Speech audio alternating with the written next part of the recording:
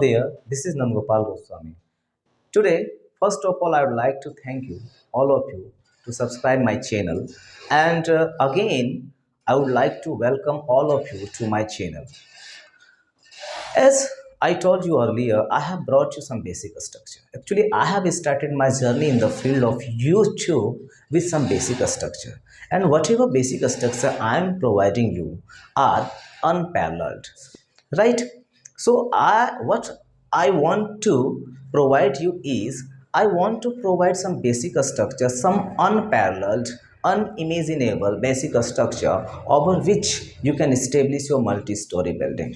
As far as multi-story building, I mean to say that ornamentation are the ones which add to the beauty of your language. But before going and before accepting the ornamentation, why should you be able to improve your English first? I mean to say that your cornerstone must be strong enough. If your cornerstone is not strong enough, how can you build your multi-story building? So this is why I want to give you, beautiful cornerstone, strong enough so that you can build your multi-story building as many as you want. So without further ado, let's start with some basic structure which are very, very important to all of you in the field of your journey. Let's start. ये मेरा पहला structure है, it plus same, appear और happen. मैंने यहाँ पे 3 words को लिखा हूं, 3 वर्ब्स है, सेम, appear और happen. ये तीनों वर्ब्स का लगभग मीनिंग सेम है, लगभग मीनिंग जो है सिमिलर है. सेम मैं नहीं बोलूंगा लेकिन सिमिलर है. इसका यूज हम कहाँ करते हैं?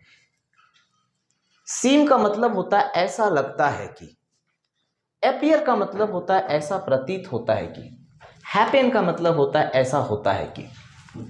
इन तीनों वर्ड्स में कोई एक लगाने के बाद आप दैट का यूज करेंगे. यहाँ पे दैट का मीनिंग होता है कि it works as a conjunction, यह एक कंजक्शन के जैसा काम करता है. फिर आप सेंटेंस लगाएंगे जो भी टेंस में हो, चाहे ये प्रेजेंट में हो, चाहे ये पास्ट में हो, चाहे फ्यूचर में हो. राइट? तो पूरा का पूरा जो स्ट्रक्चर हुआ, इट सीम्स दैट, फिर सेंटेंस लगाओ. इट अपीयर्स दैट, सेंटेंस लगाओ. It happens that. राइट? फिर सबसे पहले फिर एक मैं यहाँ पे एक स्ट्रक्चर लिखा हूं इसी का, क्योंकि ये स्ट्रक्चर थोड़ा सा इससे थोड़ा सा हल्का सा डिफरेंट है, लेकिन दोनों सेम स्ट्रक्चर है. कभी कभी हम लोग ऐसा भी बोलते हैं कि ऐसा लगता है कि, और यहाँ पे बोल रहे हैं मुझे ऐसा लगता है कि, उसे ऐसा लगता है कि, यानी कि कोई ना कोई ऑब्जेक्ट डाल देते हैं. तो थोड़ा सा अंतर है, दोनों में थोड़ा सा अंतर है. देखिए, it plus SIM plus two plus object. अगर आप मुझे ऐसा लगता है कि, उसे ऐसा लगता है कि, तो आप टू प्लस ऑब्जेक्ट डाल दीजिएगा. बाकी दोनों सेम है. ठीक है? तो सिम के साथ कभी कभी ऐसा भी यूज होता है कि टू मी, टू हिम, ऐसा. बाकी सेम स्ट्रक्चर है. That sentence in any tense. Right? Let's take some example so that we will be able to understand clearly this structure. The first sentence is to all of you. It seems that it will rain today. क्या हुआ? It seems that. पहले यहाँ का meaning देखते हैं. It seems that, ऐसा लगता है कि, या फिर आप बोल सकते हैं लगता है कि, लगता है कि या ऐसा लगता है कि. इसके लिए आप लगाओगे it seems that. बाकी अब आगे का सेंटेंस कोई भी टेंस में हो, यहाँ पे है कि आज बारिश होगी, तो इसके लिए लगा it will rain today. It seems that it will rain today. It appears that, मालूम पड़ता है कि या प्रतीत होता है कि, everything is all right here, सब कुछ यहाँ ठीक ठाक है. Sometimes it so happens that, sometimes it so happen, कभी कभी ऐसा प्रतीत होता है कि, I am not able to go anywhere, मैं कहीं जा नहीं पाता. It seems to me that. अब ये देखिए, ये जो मी लगाए हैं, ये सेकेंड यहाँ पे जो एक स्ट्रक्चर मैं लिख के रखा हूं, ये it seems to me that, it seems to him that. जब किसी ऑब्जेक्ट का भी आप वहाँ पे डिस्क्राइब कर रहे हो, आप वहाँ पे एक्सप्लेन कर रहे हो कि yes there is also an object here and ये ऑब्जेक्ट को लगता है, तो वैसे केस में आप जो है टू मी, टू हिम ऐसे यूज कर लोगे. सेम स्ट्रक्चर, स्ट्रक्चर में कोई अंतर नहीं, सेम स्ट्रक्चर है. It seems to me that, जो हम लगाते थे इट सीम्स दैट, उसी की जगह it seems to me that the train left. It seems to him that there will be a bloodshed, ऐसा लगता है कि खून खराबा होगा. जैसे कि आप यहाँ पे यूज किए हो ना, it seems that it will rain today, लगता है कि बारिश होगी। यहाँ पे ऐसा भी यूज कर सकते हो आप कि it seems to me that it will rain today, to me भी लगा सकते हो, राइट। तो ये दोनों स्ट्रक्चर, ये जो स्ट्रक्चर था ये किसी को, किसी चीज़ को जब ऐसा लगता है, उसको फील होता है कि ऐसा लगता है, ऐसा फील होता है, उस केस में हम इसको यूज करते हैं, ठीक है। उसी का एक सेम स्ट्रक्चर, लेकिन जब वर्ब नहीं हो करके कोई एडजेक्टिव हो या कोई नाउन हो या फिर प्रीपोजिशन हो, नाउन, एडजेक्टिव या प्रीपोजिशन अगर ये आता हो तो वैसे केस में हम कैसे स्ट्रक्चर को यूज करते हैं। देखिए, सब्जेक्ट प्लस सीम, अपीयर और हैपन, वही तीनों में से कोई एक रहेगा। फिर आपको, जब आपको यहाँ कोई वर्ब नहीं बताना हो तो यहाँ पे इस केस में क्या होता है कि टू बी लगता है, टू बी, और फिर आप उस नाउन को या एडजेक्टिव को या फिर प्रेपोजिशन को आप रखोगे। जैसे इसमें मीनिंग क्या होगा कि सब्जेक्ट को ऐसा लगता है, नहीं, उस इससे पहले वाला जो स्ट्रक्चर था उसमें सब्जेक्ट को ऐसा लगता था, लेकिन यहाँ पे क्या होगा कि सब्जेक्ट ही ऐसा लगता है, सब्जेक्ट ही ऐसा लगता है या सब्जेक्ट ही ऐसा प्रतीत होता है, सब्जेक्ट ही ऐसा पड़ जाता है, सब्जेक्ट ही जो है ना वो पड़ जाता है संयोग से या अकस्मात से।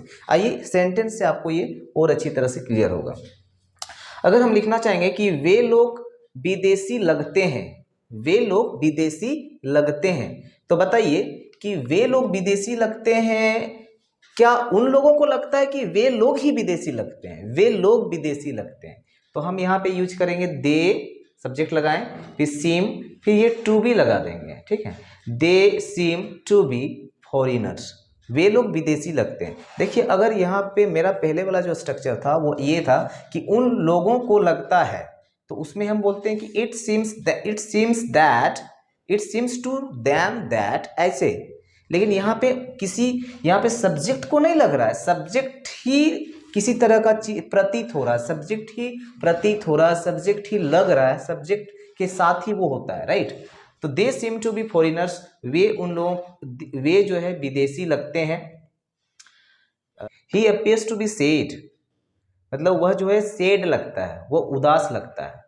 Rohan seems to be विक्ट, Rohan दुष्ट लगता है। तो ये जो टू बी करके हम उस एडजेक्टिव को या प्रीपोजिशन को या फिर यहाँ पे कोई नाउन, जैसे कि यहाँ पे नाउन आया था, Nandan happens to be in danger, Nandan खतरे में पड़ जाता है या खतरे में हो जाता है, ठीक है। जब हैपन लगाएंगे तो हैपन वाला केस में क्या होता है कि संजोग से या अकस्मात कोई किसी चीज़ में पड़ जाता है, तो उसमें हम क्या करते हैं कि हैपन लगाते हैं। जैसे Nandan happens to be in danger, it appears to be dangerous, it appears to be dangerous मतलब ये खतरनाक लगता है, खतरनाक प्रतीत होता है। You seem to be a loafer, तुम एक लोफर के जैसे लगते हो, मतलब तुम एक लोफर लगते हो, राइट, तुम एक लोफर लगते हो। मैंने क्या बताया कि इसी सेंटेंस को आप ऐसे भी यूज कर सकते हैं कि you look a loafer, you look like a loafer, you look like a loafer, तुम एक लोफर जैसे लगते हो, राइट। तो आप ऐसे भी यूज कर सकते हो कि you look like a loafer, लेकिन हाँ, इसका एक सीम को भी लगा के हम बना सकते हैं कि you seem to be a loafer, तो ऐसे भी हम बना सकते हैं, ठीक है। इसी ग्रुप के एक तीसरे स्ट्रक्चर की ओर बढ़ रहा हूँ। सब्जेक्ट रहेगा, फिर सीम, अपीयर और हैपन, तीनों में से कोई रहेगा एक, फिर टू प्लस V1, ता लगता है या ता प्रतीत होता है या ता होता है, ठीक है। सब्जेक्ट, यहां पर भी क्या हो रहा है कि सब्जेक्ट ही ऐसा करता हुआ लगता है, सब्जेक्ट ही ऐसा करता हुआ प्रतीत होता है, सब्जेक्ट ही ऐसा करता हुआ होता है।